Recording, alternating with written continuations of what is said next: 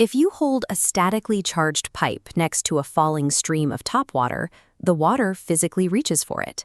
But if you try the exact same experiment with a stream of cooking oil, the liquid falls straight down. It ignores the electrical charge entirely. Water is a neutral liquid. It has no metallic properties, so a basic electrical field shouldn't exert this kind of physical pull on it. To understand why oil acts dead to the charge while water reacts to it, we have to zoom past the liquid state and look at the physical shape of the molecules themselves. Every chemical bond is a continuous tug-of-war. The atoms inside a molecule are constantly trying to pull negatively charged electrons toward their own centers. Look at this 3D model of carbon dioxide. It has a perfectly straight, linear geometry. Two vector arrows represent forces pulling in exact opposite directions. Because these opposing forces are perfectly symmetrical, they crash into each other in the center and cancel out completely.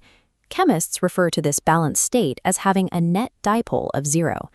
That perfect architectural symmetry leaves the molecule chemically inert, rendering it completely blind to outside magnetic or electric forces. Now compare that to this water molecule. Notice the geometry. It's bent. The two hydrogen atoms sit at an angle. Because the atoms are angled, your pulling forces no longer cancel each other out. Instead, they fuse together into a single massive upward force. That combined master arrow is called the dipole moment. It leaves one end of the water molecule permanently positive and the opposite end permanently negative. That slight structural asymmetry means every single molecule of water acts like a tiny permanent magnet. This animation shows thousands of individual water molecules in their natural state. They vibrate and spin chaotically, with their internal magnets pointing in random directions. But watch how they react if we introduce a strong external electric field with a positive and negative plate. The chaotic molecules violently snap into perfect military alignment. They all point their dipole moments in the exact same direction. This is polarization.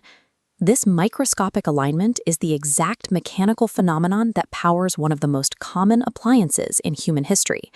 Those causative and negative plates we just observed act exactly like the inner walls of a microwave oven.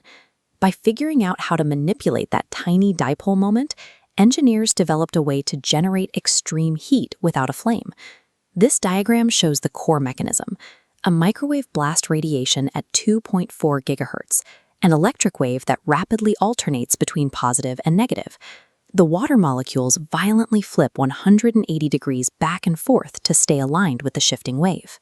Forcing billions of polar molecules to flip back and forth billions of times a second generates massive physical friction. The heat that cooks your food is entirely self-generated. It comes from the violent friction of water molecules fighting to keep their dipole moments aligned. Which brings us back to the falling streams of liquid. The water bends toward the charged rod because it is packed with massive dipole moments. It is a polar liquid. The oil ignores the charge because its molecules are perfectly symmetrical and neutral. It is nonpolar.